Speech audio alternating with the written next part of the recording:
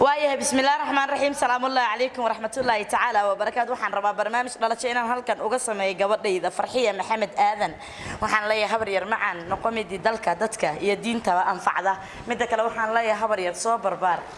bisinkan ku bilaabido hoona barnaamijka dhalashadaada han u booga hay beelaha aryare barwaaqiya qayraya han ku rajeynaya boqol karoon habar yar bilahanay waxa ku dhaa Farxiya Maxamed badan gooda lagu huba beesha daarood yanima hanki burjiga laha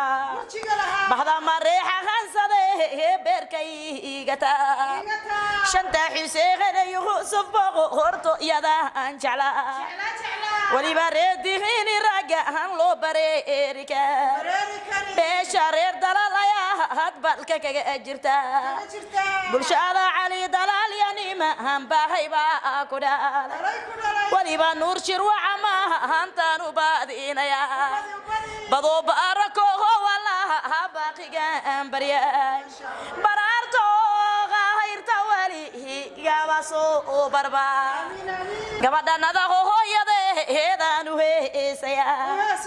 hambaliya qasiya ma hamban huwin ahaya aybta daarood mare hansada ku dhaa shanta xuseen Yuusuf ma hum gowda hooyada yabar xuseen weeyani ma hankad halkooda ananka reeshir wama hantooda waanaya wali barar faraxga hayban huwin ahaya Farxiya soo barbaar baqiga bariyay